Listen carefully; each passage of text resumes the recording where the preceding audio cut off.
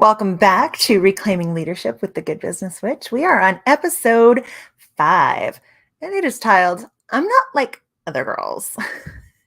And I have to say it like that for a couple of reasons. One, because I have to make fun of it, quite honestly. And two, because I think it's really toxic. So let's dig into it. It's definitely something that you hear in pop culture and you hear in friend groups. And it's an attitude that permeates every part of our lives. And, as long as we're reinforcing this patriarchal bullshit, it's never going to get fixed. So I have a teenager and they are amazing. They are 17. And I have always loved teenagers. Back when I was teaching violin lessons in public school, I thrived in the high school environment because, um, teenagers, they're expanding their horizons, they're expanding their thought processes, they are expanding, what they care about and what they're really into, what they love, what they hate, what they want to see more of in the world, what they want to eliminate in the world. They're also the funniest freaking population on the planet. I don't know what happens. It's like we get to teenage years and teenagers are hilarious. And then at some point, I don't know, it's like we grow out of it. And it's very frustrating to me because I love humor and I love to laugh.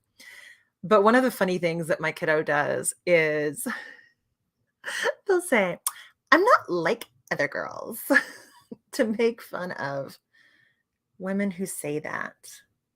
And we'll get to that in a minute. But let's talk about this attitude in a work situation and why it is so destructive to an organization, to individual women, to groups of women, and to just all of us in society. So in a 2016 study from the Netherlands, it's called the Queen Bee Phenomenon, Why Women Leaders Distance Themselves from Junior Women. The researchers found that when it comes to publicly listed European organizations, only 21.1% of board members are women, and only 3.6% of them hold chief executive positions. And that's comparable to the US, where it's more like, at the time, it was 19.2% are board members, and like 4.4% were CEOs in the US. However, we see a lot of corporations and organizations trying to change that, right? And we're seeing even small businesses bringing on more female contractors, female employees, that sort of thing. And the idea is that if we have more women in leadership positions, in management positions, then they'll bring a more feminine perspective to the role. They will come in, they will provide some diversity, they will provide a different perspective. They will also be inspirational to younger women in the organization. They will nurture and mentor them, just like men in leadership roles will nurture and lead and mentor younger men. Unfortunately, that's not the case. And researchers call this the queen bee phenomenon. And it's the phenomenon in which the women actually reinforce the masculine leadership in their organizations. They don't bring a more feminine approach to tasks. Women don't tend to add diversity when they're put in leadership roles. And when I read this research, I was honestly a little devastated. Like, I was a little surprised. And there was a part of me that wasn't surprised at all, unfortunately. Because this is the same attitude of, I'm not like other girls. These women actually will assimilate into an organization and a hierarchy that's already in place, and they just kind of slap lipstick on it and feel good about themselves. I started reading or listening to, I guess, really, a book on leadership, and it was like feminine leadership and, all of this new perspective. Now, mind you, I have an MBA from Texas Women's University in women in leadership. That's my concentration. So I took a lot of classes on organizational behavior, on the challenges that women face in organizations, in companies, um, a lot of that stuff. And my research was all centered on that. And I'm listening to this audiobook and I'm like, these are all really outdated ideas about leadership. This is leadership from like the late 90s, early 2000s, which had some good parts, don't get me wrong. But it sounded exactly like all the leadership advice that I had read and heard about from men, except it was in a more feminine voice and she was very perky. Now, more power to her. She's doing her thing. And maybe when she's not reading an audiobook, about leadership, she is offering some really good advice and guidance to other women. But it was just an example of slapping lipstick on masculine leadership ideas. So what happens when you have a woman that comes into an organization and has this vibe of, I'm not like other girls, I'm not like the other women here? So 3 things happen. So women in leadership will present themselves as more masculine than the men they work with, or at least as masculine. They will physically and psychologically distance themselves from younger women and other women in the organization. And they will endorse and help legitimize the current gender differences and hierarchy that are already there. For these women, career success is defined by masculine characteristics of being goal-oriented, action-based, action-oriented, tough, firm. In an Italian study, male and female university faculty were asked to describe themselves, and the women in the senior faculty positions, not the junior faculty positions, mind you, but the senior faculty positions presented themselves or saw themselves as equally or more masculine than their male colleagues. More masculine. And so in this study, the researchers realized it was like, oh, so more masculine means better at the job. In the Netherlands, female board members describe themselves as more status oriented, which again is a male career and success characteristic. Women in senior positions tend to describe themselves as more ambitious and more masculine than the younger women in the organization. And they compare themselves not like the other women they work with, but like the men they work with. There's also this distancing and this separation, this I'm not like other girls.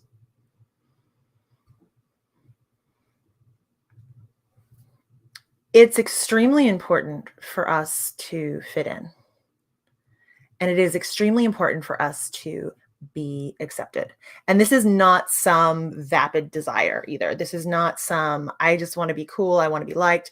It's in our DNA to be accepted and to be part of a group. It's tied to our survival instincts. Back when we wandered from place to place in search of food and suitable shelter, being a member of the community literally was the difference between life and death. Like you would die on your own if you were rejected.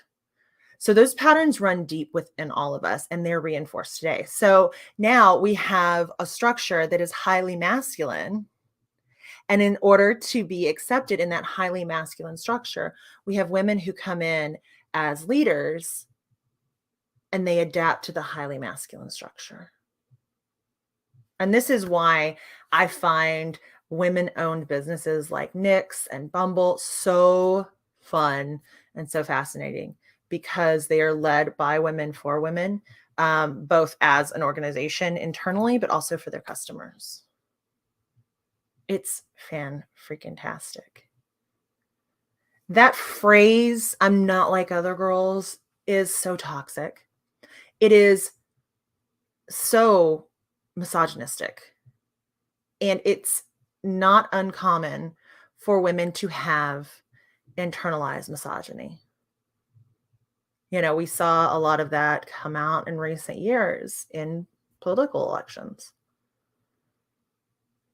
And when we say something like, I'm not like other girls, we're saying I am better than other girls because either A, I'm more like boys, or B, I am more acceptable to boys.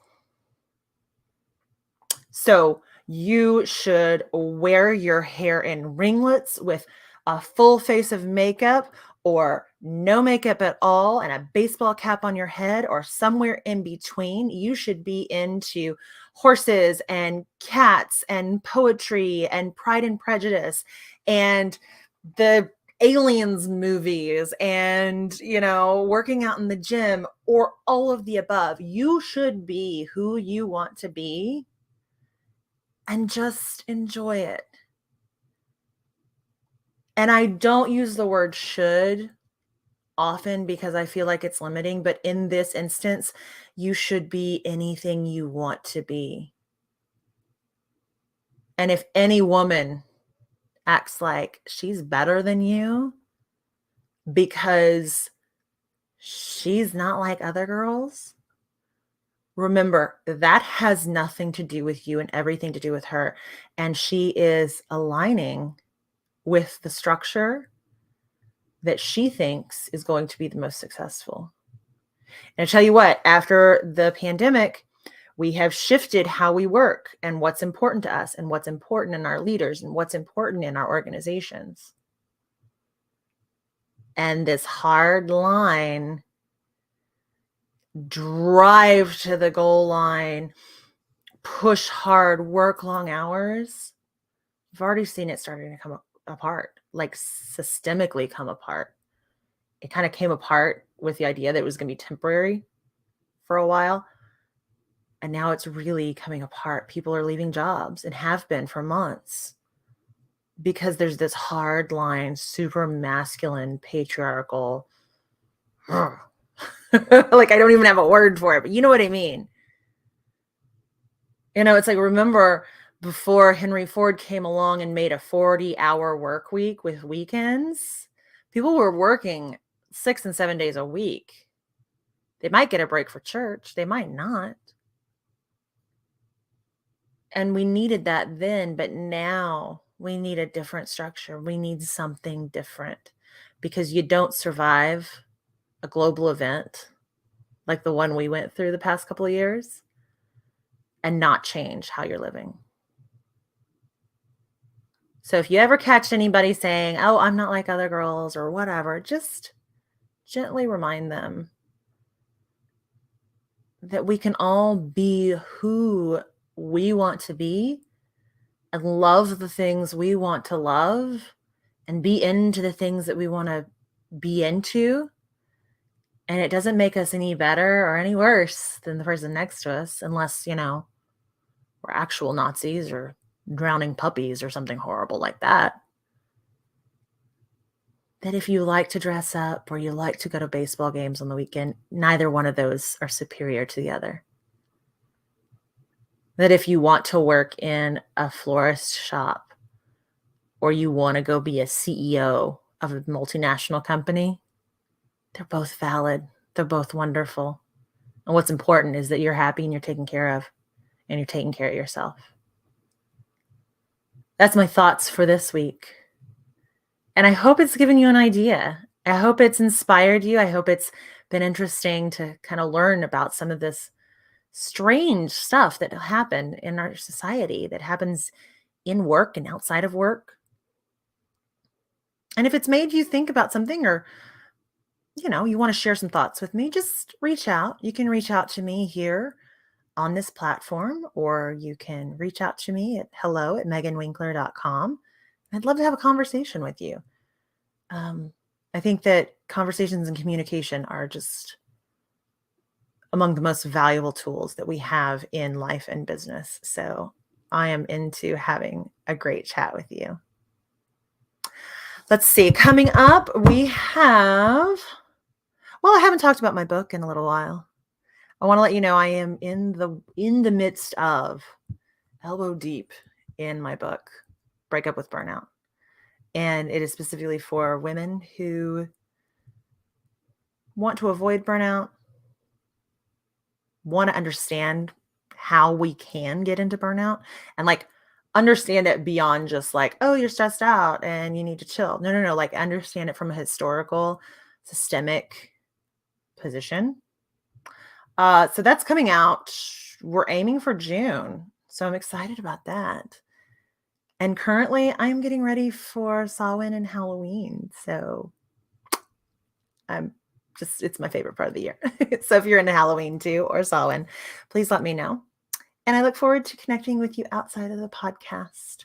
I hope you have a fantastic week, and I will chat with you next time. Until then, stay magical.